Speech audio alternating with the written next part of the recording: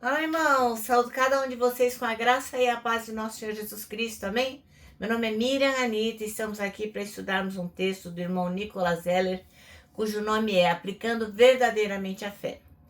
E esse texto foi escrito para o Manancial, que é um livro publicado pela União Feminina Missionária Batista do Brasil, que oferece mensagens escritas através da palavra de Deus, que é a Bíblia, com o objetivo de inspirar, confortar, confrontar, fortalecer e edificar espiritualmente, não só a minha vida, como a sua vida.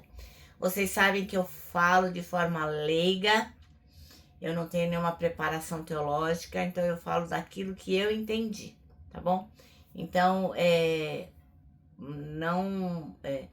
o meu pedido é sempre que vocês também leiam a palavra, que vocês também façam a sua interpretação, tá bom? Quero pedir também que vocês possam compartilhar essa mensagem para que outras pessoas possam ouvir a palavra de Deus, que elas também possam ter a vida melhor, né? Sabendo que Deus fala com elas também. E se você puder, se inscreve no canal, compartilha, faz ali uma mensagem, aciona o sininho. Vamos dar movimento aqui ao nosso canal para que o algoritmo, para que a internet e o YouTube entendam que a nossa mensagem é relevante e possa passar para outras pessoas, tá bom? Vou pedir para vocês já deixarem a Bíblia aberta em Hebreus 11. Nós leremos o capítulo todo. Hoje eu vou usar a minha versão mensagem, porque como o texto é grande e para que fique mais fácil de compreender, eu vou ler na minha versão e vocês me acompanham lendo na de vocês, né? Lembrando que a versão mensagem, ela foi escrita para quê? Para que as pessoas possam ler a Bíblia como se ela fosse um livro comum, né? Com uma linguagem que a gente compreende facilmente, que não tem palavras difíceis, tá bom? Mas é uma versão abençoada também e vai abençoar nossas vidas. E agora eu quero pedir que vocês se juntem a mim orando. Senhor Jesus, em teu nome pedimos a tua bênção para que possamos compreender a grande força da fé. Que nós possamos realmente fazermos o nosso melhor, que nós possamos realmente depositar toda a nossa fé em ti. Ó Senhor, ajuda-nos e perdoa-nos, em teu nome que pedimos. Amém. Bom, irmãos, então hoje nós leremos Hebreus 11, como eu disse, né? Que é um dos capítulos mais inspiradores da Bíblia, conhecido como o Rol da Fé. Esse texto vai mostrar pra gente que a fé verdadeira não é apenas acreditar, mas viver de acordo com aquilo que a gente acredita, mesmo quando a gente não vê os resultados, né? De qualquer forma, a importância da fé está nisso, que quando você não vê o resultado imediatamente, você ainda continua crendo. Então, o que Hebreus 11 vai falar, né? Ora, o que é fé? É a certeza, é a convicção, é aquele que não duvida ou não tem uma esperança vaga. Ele tem certeza, que a fé não é dúvida de jeito nenhum. É a certeza no que Deus prometeu, mesmo que a gente não tenha evidências visíveis.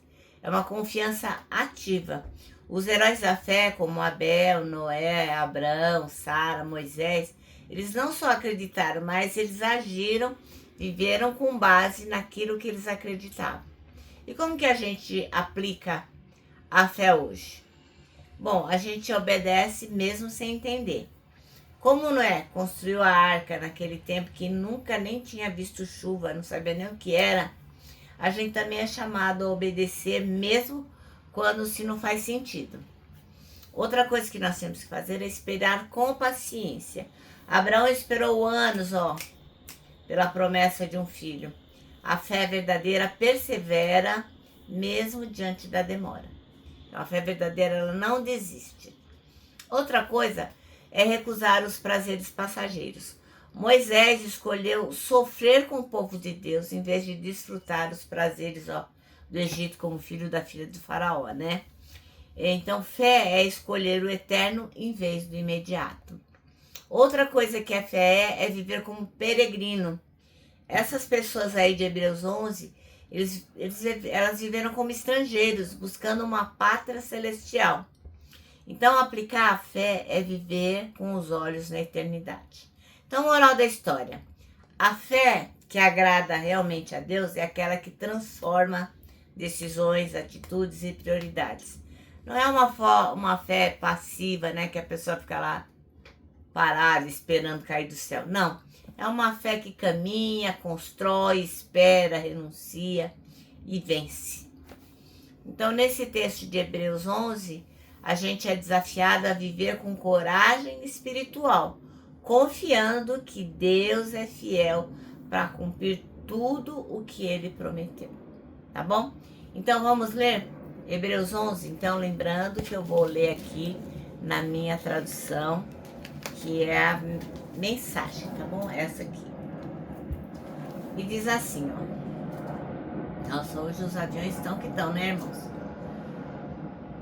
O fato essencial da existência é que essa confiança em Deus, esta fé, é o alicerce sólido que sustenta qualquer coisa que faça a vida digna de ser vivida.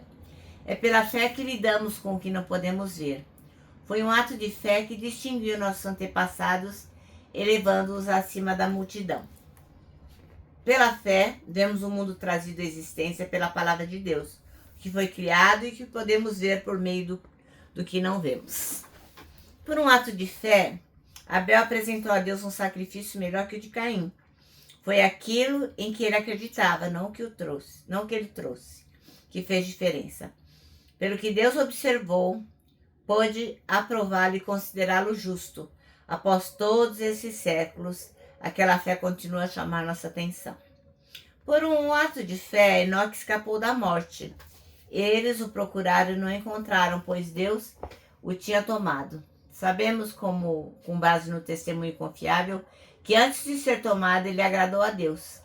É impossível agradar a Deus a não ser pela fé. Por quê? Porque qualquer um que deseja se aproximar de Deus deve crer que Ele existe e que se preocupou bastante para atender aos que o procuram. Pela fé, Noé construiu um barco na terra seca. Ele havia sido avisado de algo que não podia ver e agiu apenas com base no que foi dito a ele. O resultado? Sua família foi salva. Seu ato de fé estabeleceu uma linha divisória entre a maldade do mundo descrente e a justiça do mundo que cria. Como consequência, Noé tornou-se íntimo de Deus. Por um ato de fé, Abraão disse sim ao chamado de Deus e partiu para um lugar desconhecido que se tornaria o seu lar. Quando ele saiu, não tinha ideia de para onde estava indo. Por um ato de fé, foi residir no país que, de acordo com a promessa, seria dele. Viveu ali como estrangeiro e morava em tendas. Isaac e Jacó fizeram o mesmo, vivendo pela mesma promessa. Abraão agiu assim, mantendo o olhar numa cidade invisível que tem fundamentos reais e eternos, a cidade planejada e construída por Deus. Versículo 11 em diante. Pela fé, a estéril Sara conseguiu engravidar, mesmo sendo já bem idosa, porque ela creu que a pessoa que fez promessa iria cumpri-la. Foi assim que, de um homem idoso e sem vigor, nasceram milhões de pessoas. Cada uma dessas pessoas da fé morreu sem ver o cumprimento da promessa, mas ainda crendo. Como conseguiram? Elas o viram e saudaram de longe, aceitando o fato de que eram passageiros nesse mundo. Quem vive assim sabe que está procurando seu verdadeiro lar. Se tivessem com saudades do antigo país, poderiam ter voltado quando quisessem, mas buscavam um país muito melhor que o antigo, buscavam um país celestial. É fácil entender porque Deus é tão orgulhoso dessas pessoas e porque há uma cidade à espera delas. Pela fé, Abrão, na hora da prova, ofereceu Isaac de volta a Deus. Agindo com fé, ele estava disposto a devolver o filho prometido, seu único filho, assim como se havia mostrado feliz em recebê-lo. E isso depois de Deus ter dito a ele, seus descendentes virão de Isaac. Abraão raciocinou que Deus, se quisesse, poderia ressuscitar o morto. Em certo sentido, foi o que aconteceu quando ele pôde retirar Isaac vivo do altar. Por um ato de fé, Isaac vislumbrou o futuro enquanto abençoava Jacó e Esaú. Por um ato de fé, Jacó, no leito de morte, abençoou os filhos de José de maneira invertida, o mais novo primeiro, depois o mais velho, abençoando-os com a bênção de Deus, não com a sua, enquanto havia uma reverência apoiada em seu cajado. Enquanto fazia uma reverência apoiada em seu cajado. Por um ato de fé, José, na hora da morte, profetizou o êxodo de Israel e deixou instruções quanto ao próprio sepultamento. Por um ato de fé, os pais de Moisés, após seu nascimento, o esconderam por 3 meses. Eles perceberam a beleza do bebê e desafiaram o decreto real. Pela fé, Moisés, já adulto, recusou os privilégios da casa real egípcia, preferiu a vida dura com o povo de Deus em vez de se entregar à vida fácil de pecados com os opressores.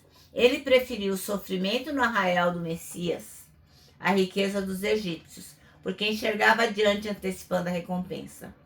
Por um ato de fé, ele virou as costas para o Egito, sem ligar para a fúria do rei. Ele tinha um olhar naquele que ninguém pode ver e continuou firme.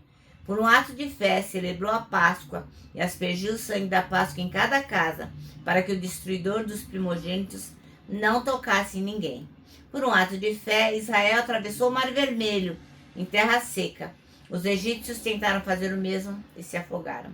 Por um ato de fé, os israelitas marcharam ao redor das muralhas de Jericó durante 7 dias e as muralhas caíram. Por um ato de fé, Raabe, a prostituta de Jericó, acolheu os espiões e escapou da destruição que veio sobre os que se recusavam a confiar em Deus. Poderia prosseguir, mas não há tempo. Ainda há muitos outros, Gideão, Baraque, Sansão, Jefté, Davi, Samuel, os profetas. Por seus atos de fé, eles venceram reinos, fizeram obras de justiça, viram promessas cumpridas, foram protegidos de leões, incêndios e ameaças de morte. Transformaram a desvantagem em vantagem, venceram batalhas e afugentaram exércitos invasores. Mulheres receberam seus queridos de volta dos mortos. Foram eles que, sob tortura, se recusaram a desistir e ser libertados, preferindo algo melhor, a ressurreição. Outros enfrentaram abusos, açoites e, sim, algemas e prisões. Temos informações de alguns que foram apedrejados, cerrados ao meio, assassinados a sangue frio, histórias de homens vagando pela terra em pele de animais, sem teto, sem amigos, sem força. O mundo não os mereceu, vivendo como podiam nas periferias cruéis do mundo. Entretanto, nenhum desses exemplos de vida de fé puseram a mão na recompensa prometida. Deus tem um plano melhor para nós, que nossa fé se junta a deles, para formar um todo completo, como se a vida de fé que eles tiveram não fosse completa sem a nossa. Amém? Bom, irmãos, então, o nosso texto chama-se Aplicando Verdadeiramente a Fé. E o versículo escolhido pelo irmão Nicolas Heller foi o primeiro que diz: Ora, a fé é o firme fundamento das coisas que se esperam e a prova das coisas que não se veem. Então, a gente pode acabar perdendo o significado da fé. Quando a gente usa essa palavra, a gente tem no coração apenas a expressão esperança.